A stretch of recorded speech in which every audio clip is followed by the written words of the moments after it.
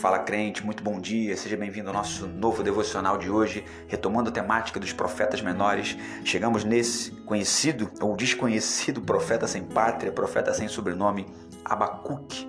O peso que Abacuque, o profeta, viu. Algumas traduções trazem assim o início do texto de Abacuque, trazendo um diferencial. Estamos ali numa época entre o ano 622 e 600 a.C. aproximadamente. Alguns acreditam que é a época onde o rei Joaquim reina em Judá, entre o ano 609 e 600, e que nós estamos vivendo, na verdade, a queda, ou a decadência do poderoso Império Assírio e aí o renascer do Império Babilônico. Estamos então com Israel ali vivendo a sua história entre dois grandes povos, entre dois grandes impérios. No meio de tudo isso ali está a figura de Israel. São tempos de opressão, tempo de violência, onde Abacuque começa justamente questionando Deus: até quando clamarei e tu não me escutarás? Ainda que grite violência, tu não salvarás. Interessante entender os até quando. Eu não sei em que até quando você está na sua vida, ou quantos até quando você tem questionado Deus ou perguntado ao Senhor. Interessante que o até quando aqui de Abacuque não é um até quando pessoal, até quando o Senhor não cumprirá a sua promessa na minha vida, até quando o Senhor não realizará o meu sonho, até quando o Senhor não olhará para mim. Não, Abacuque diz o até quando em relação à injustiça, em relação à violência.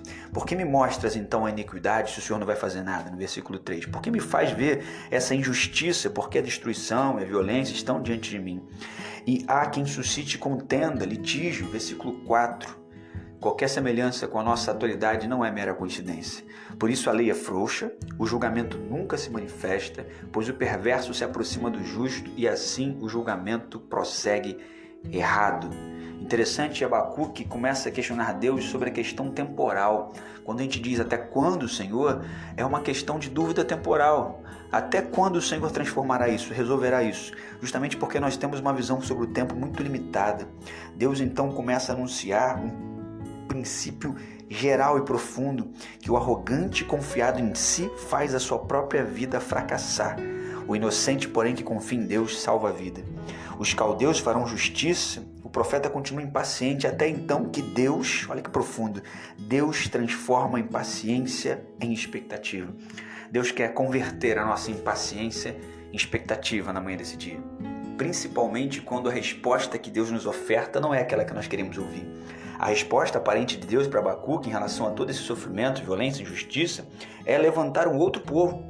Deus diz no versículo 5, vede entre os pagãos, observai, maravilhai-vos e admirai-vos, pois eu realizarei uma obra em vossos dias que vocês não crerão quando for contada. Aparentemente, Deus está se colocando como aquele que está trazendo esperança. Porém, no versículo 6 ele diz, pois eis que levanto os caldeus, aquela nação amarga, impetuosa, que marcha através de largura da terra para apoderar-se de moradas que não são suas.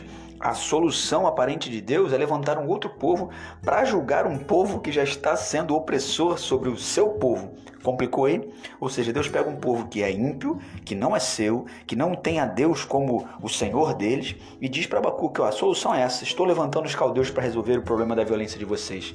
E Deus começa a descrever, eles são horríveis, terríveis, o seu julgamento, a sua dignidade sairão de si mesmos, seus cavalos, começa a descrever todo o poderio caldeu. Todos eles, versículo 9, virão para fazer violência, e o seu rosto avança como o vento oriental, zombarão dos reis, os príncipes, enfim, no versículo 11. Então sua mente mudará, e ele passará e ofenderá, imputando esses poderes a seu Deus. E aí no versículo 12, volta a figura do profeta falando, a fala é dele novamente, ele diz assim, não és tu, Deus, desde a eternidade? Ó Senhor meu Deus, meu santo, nós não morreremos. Ó Senhor, o pusestes para o julgamento e tu, ó Deus poderoso, o estabeleceste para a correção. Tu és tão puro de olhos que não podes ver o mal e não podes contemplar a iniquidade. Por que olhas para os que procedem traiçoeiramente e seguras a tua língua quando o perverso devora o homem que é mais justo que ele? Interessante essa percepção de Abacuque nesses dois versículos, 12 e 13, o que traz para a gente a ideia de que Deus está muito inocente, Deus não está contemplando de fato essa injustiça, essa violência. Será que Deus não consegue enxergar isso? Será que Deus não vê que essa não é a melhor solução? Ou seja, a resposta de Deus não satisfaz o questionamento, o coração de Abacuque. Quantas e quantas vezes a aparente resposta de Deus não traz solução para a nossa percepção, não porque Deus é limitado, muito pelo contrário, mas porque na verdade nós não queremos uma solução de Deus, nós queremos a nossa solução. Abacuque, então, nesse capítulo inicial, não trará essa resposta final. As cenas ficarão para os próximos capítulos, mas o final dessa história do capítulo 1 é ainda um questionamento profético. Porventura esvaziarão a sua rede, não pouparão de matar continuamente as nações? Abacuque não consegue, nessa primeira parte da sua visão, trazer uma resposta exata para a gente. Eu não sei que capítulo da história você está vivendo, se você está ainda nesse primeiro capítulo enxergando como uma solução da opressão que você está vivendo, uma nova etapa opressora. É importante você compreender que Deus ainda não terminou a história e que a gente possa confiar na sua capacidade de providência. Deus está conduzindo o processo até o final, desde que a gente transforme a nossa impaciência em expectativa. Que Ele nos abençoe poderosamente na manhã desse dia, em nome de Jesus.